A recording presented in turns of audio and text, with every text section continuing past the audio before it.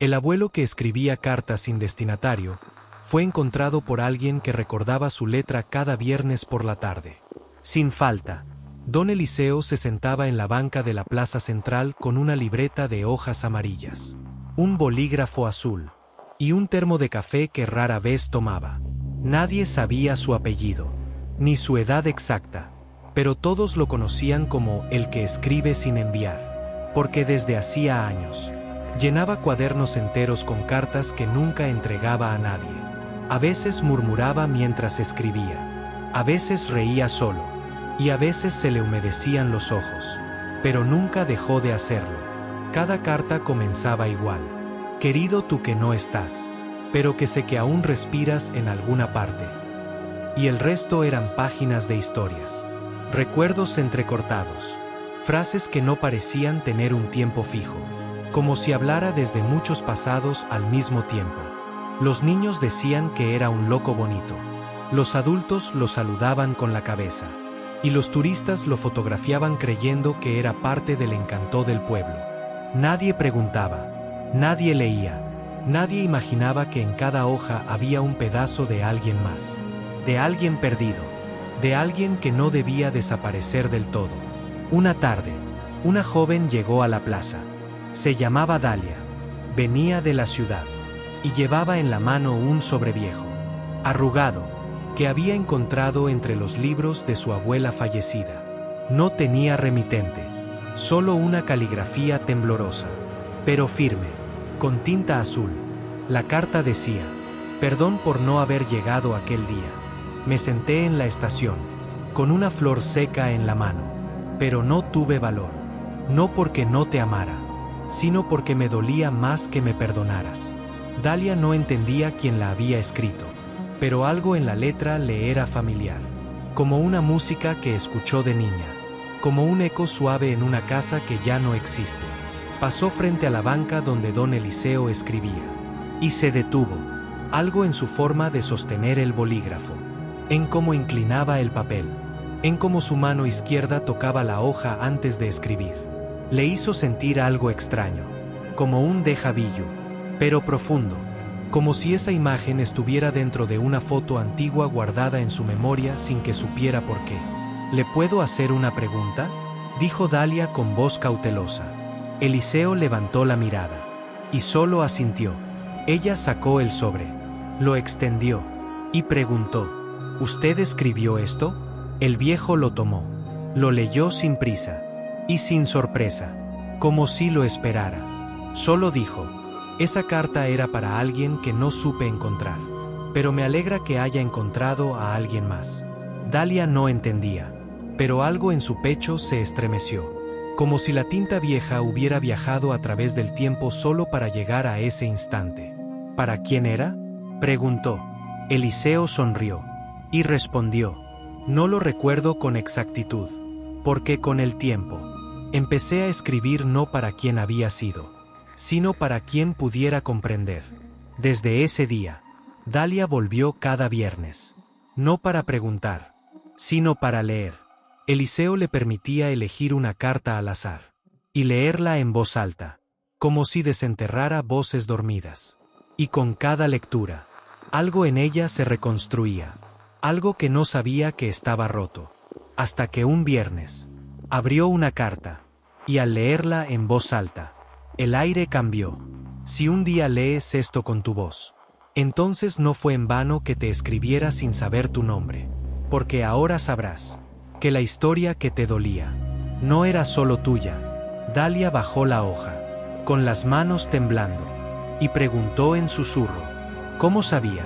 Eliseo solo dijo: porque antes de perderla, yo la escuché hablar de ti. Dalia no entendía cómo era posible. ¿Quién era esa mujer de la que Eliseo hablaba? ¿Y por qué parecía saber cosas que ni ella misma había contado? Eliseo se quedó en silencio, pero sacó una caja de cartón desgastada que tenía debajo de la banca. La abrió con cuidado, y le mostró algo que la hizo detener la respiración. Eran más de 100 cartas, todas con la misma caligrafía, todas sin fecha, todas dirigidas a quien escuche cuando no quede nadie hablando. Y entre ellas, una, más amarillenta que las demás, con el nombre completo de su madre en la primera línea. Querida Laura, me alejé para no repetir el abandono que conocí, pero cada viernes me imaginé viendo tu sombra desde lejos, viéndola crecer, viéndola hablar, sin saber que esa voz que escuchaba era la tuya, cuando aún no sabías que era mía. Dalia sintió que algo se le quebraba por dentro, como si una hebra invisible se estirara desde su infancia, desde ese vacío que siempre supo que existía, pero que nadie había querido llenar con la verdad. ¿Usted es?, dijo, pero la voz no le salió del todo. Eliseo la miró, no con tristeza, sino con una ternura que no necesitaba explicación. Soy solo alguien que no supo quedarse, pero aprendió a no irse del todo. Los siguientes viernes ya no fueron solo lecturas. Dalia comenzó a responder las cartas. Escribía en una libreta nueva, con tinta morada, y al terminar, las leía en voz alta para Eliseo. Una vez por semana, una conversación de letras cruzadas, entre el presente y lo que casi se pierde. Una tarde, llegó una mujer al parque, se sentó cerca, y observó sin hablar. Tenía las manos arrugadas, los ojos cansados, y una medalla colgando del cuello que Dalia reconoció al instante. Era la misma medalla que su abuela llevaba en las fotos. La mujer que la crió, que nunca le habló de su madre, ni del hombre que la abandonó. La mujer escuchó una lectura completa, y cuando terminó, se acercó lentamente. Yo quemé muchas de esas cartas, dijo sin mirar a nadie, porque pensaba que el dolor debía guardarse, no compartirse, y sin embargo, respondió Eliseo, el dolor es como el humo, aunque no lo veas, siempre delata lo que arde. Desde ese día, la mujer también volvió cada viernes, no para justificar, sino para aceptar, y por primera vez, Dalia sintió que tenía una historia, rota, pero suya. Un viernes lluvioso, Eliseo no llegó, la banca estaba vacía, el termo no estaba, la caja no estaba, solo una carta, doblada sobre el asiento, con su nombre. Querida Dalia, si no estoy ahí cuando llegues, no es porque me haya ido, es porque ya no hay palabras que no hayas dicho tú mejor. Las cartas no eran para que me encontraras, eran para que tú pudieras encontrar lo que nadie te quiso contar. Dalia lloró, pero no de pérdida, sino de algo más extraño, una gratitud que le ardía como una fogata interna. Guardó la carta, y desde ese día, ella ocupó la banca, no con un termo, ni con una caja, sino con su libreta morada, y un cartel pequeño escrito a mano. Aquí se escriben cartas a los que no saben que las están esperando. El primer día que Dalia se sentó sola en la banca, nadie se detuvo, nadie preguntó, nadie escuchó, pero ella igual escribió. Una carta para su madre, otra para su abuela, y una más para ese silencio incómodo que crece cuando nadie sabe nombrar el abandono. La rutina era simple. Cada viernes a las 5, un cuaderno, un bolígrafo morado, y una hoja escrita para alguien que tal vez nunca respondería. Pasaron 3 semanas así, hasta que una niña de unos 9 años se acercó. Sin hablar, solo se sentó a su lado, y la miró escribir. Al terminar, Dalia le sonrió y le preguntó, ¿quieres escribir tú también? La niña negó con la cabeza, pero sacó un papel arrugado de su mochila, y se lo entregó en silencio. Era una carta escrita con lápiz, mal redactada, llena de faltas, pero con una claridad que le partió el pecho. Querido papá, no sé si te fuiste o te fuiste a esconder, pero si un día escuchas mi nombre sin miedo, vuelve por favor, porque no me acuerdo de tu voz, y eso me asusta más que tu ausencia. Dalia no supo qué decir, solo dobló el papel con cuidado, lo guardó en su libreta, y le dijo, a veces no necesitamos respuesta, solo dejar de cargar la carta solas. Así nació algo sin nombre, pero con propósito. La banca de Eliseo se convirtió en un espacio para escribirle al pasado, al que falló, al que se fue, al que no volvió, al que nos dolió, y al que, en el fondo, aún esperamos. Gente comenzó a dejar cartas en un buzón improvisado. Una caja de zapatos pintada, con un letrero que decía: escribe, aunque sea para no quedártelo. Cartas a madres distantes, a hermanos que desaparecieron, a amores que nunca respondieron, a amigos que murieron sin despedirse. Cada sobre tenía una historia, y aunque nadie sabía quién las leería, dejarlas ahí ya era suficiente. Un día, un joven llegó al parque, con los ojos enrojecidos, y una carpeta en la mano. Había leído sobre el proyecto en una red social, y quiso saber si podían ayudarlo a descifrar algo. Dentro de la carpeta, había una serie de cartas escritas en papel cuadriculado, con tinta azul, fechadas en los 90, todas firmadas con una inicial, E. Dalia leyó la primera, y se quedó inmóvil. La letra era idéntica a la de Eliseo. Hoy soñé que alguien abría esta carta y se reconocía. No por lo que decía, sino por cómo lo decía, como si la caligrafía fuera un espejo del alma. El joven explicó que su madre las había guardado en secreto, diciendo que eran de un hombre que la amó pero no pudo quedarse, y que cada vez que las leía, ella decía: ese hombre no me pidió perdón, pero me enseñó a vivir con lo que no se explica. Dalia entendió entonces que Eliseo había escrito más cartas de las que imaginaba, que no todas eran para ella, pero todas pasaban por ella, como si la banca fuera una antena, un punto de cruce entre quienes callaron y quienes aún buscan. Tomó las cartas del joven, las archivó con cuidado, y creó una nueva sección en el buzón. Un letrero nuevo, hecho con cartón. Decía: si recibiste una carta que no sabías que era para ti, este también es tu lugar. El parque ya no era solo un espacio con bancas y árboles. Se había convertido en un santuario silencioso de papel, donde las personas dejaban cartas que no esperaban respuesta, pero necesitaban ser leídas, aunque fuera por extraños, aunque fuera en voz baja, aunque fuera por alguien que simplemente supiera sostener una historia sin romperla. Dalia organizó las cartas en una libreta grande, cada una con una etiqueta: para quien ya no está, para quien nunca supo, para quien aún duele, y empezó a leerlas en voz alta los domingos por la tarde. Un ritual discreto, sin micrófonos, sin sillas, sin escenario, solo ella, su voz, y la gente que se atrevía a escuchar lo que normalmente se entierra. Una tarde de otoño, un hombre mayor se acercó al terminar la lectura. Tenía los ojos llenos de agua, pero la voz firme: ¿puedo leer una yo?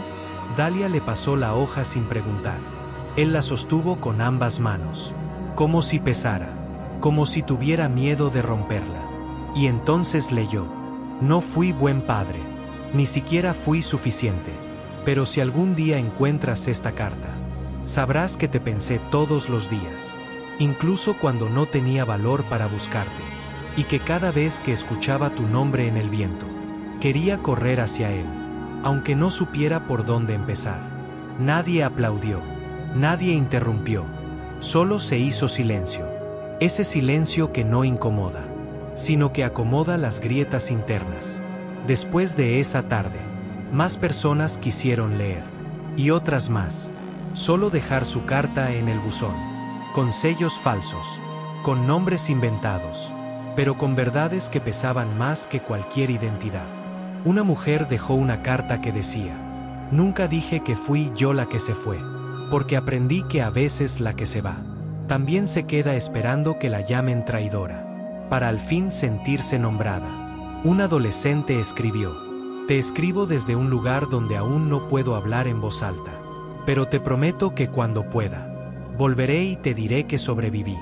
Dalia comenzó a fotografiar algunas cartas, con permiso, y a subirlas a una cuenta anónima, donde cada imagen iba acompañada de una sola palabra, que resumiera lo que dolía: ausencia, perdón, nunca, todavía.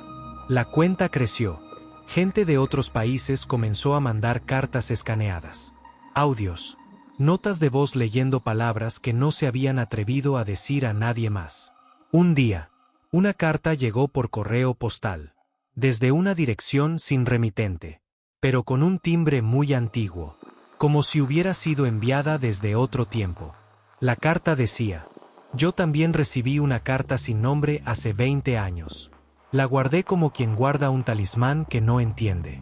Hoy entiendo que era para mí, pero no era mía. Era para alguien más que también buscaba consuelo. Si estás leyendo esto, sigue leyendo, aunque duela, porque del otro lado, alguien está esperando tu voz. Dalia entendió entonces que Eliseo nunca quiso ser encontrado. Solo quería que las palabras encontraran camino, y que cada carta no era una historia cerrada, sino una puerta entreabierta, para que otros pudieran entrar, aunque fuera de puntitas, aunque fuera llorando. Una mañana de enero, una mujer elegante, de cabello blanco recogido y abrigo largo, se presentó frente a la banca con una caja de madera entre las manos. Preguntó por Dalia, y cuando la encontró, le dijo: él me escribió todos los jueves durante 17 años, sin firma, sin exigencias, solo palabras, hasta que un día dejó de hacerlo, y supe que no era abandono, era despedida. Abrió la caja, y dentro había más de 200 cartas, todas escritas por Eliseo, todas en papel reciclado, con esa caligrafía que parecía sostener el tiempo sin romperlo. Dalia tocó los bordes de los sobres, como quien acaricia algo sagrado, y preguntó: ¿por qué me las trae a mí? La mujer la miró con una tristeza serena y dijo: porque tú eres el archivo vivo, la voz que él eligió para no quedarse solo en tinta. Y yo ya no quiero cargar con el privilegio de ser su único testigo. Dalia tardó semanas en leerlas, una por una, sin alterar el orden, sin corregir errores, dejando que cada palabra la atravesara con la intensidad de lo que no fue dicho en voz alta. Y comprendió algo, que Eliseo no solo escribía para sanar, escribía para sostener la memoria ajena, para que quienes amaron sin poder quedarse, tuvieran un lugar donde sus emociones no fueran desecho, sino herencia. Ese descubrimiento la llevó a crear algo nuevo, una especie de biblioteca efímera, una cartoteca, donde se archivaban cartas anónimas bajo temáticas emocionales, no por género, ni por edad, ni por autor, sino por lo que dolían, cartas que piden volver, cartas que no se atreven a decir te amo, cartas que siguen escribiéndose aunque el destinatario esté muerto. Un día, un profesor de literatura descubrió el proyecto y decidió llevar a sus estudiantes a escuchar cartas cada viernes, como práctica de lectura emocional. Dalia les leía con voz pausada, hacía silencio entre frases, para que cada palabra tuviera eco, y los estudiantes escribían respuestas, no con intención de enviarlas, sino para demostrar que lo que fue leído también fue sentido. Fue entonces que una de esas alumnas leyó una carta que la quebró. Fui el error del que nadie habló. Fui el aborto no contado. Fui el nombre que no se dijo. Pero si esta carta llega a alguien, quiero que sepa que no odio a quien me negó, porque en sus lágrimas también viví. La clase entera se quedó muda, y cuando Dalia levantó la vista, vio que una de las chicas lloraba sin consuelo.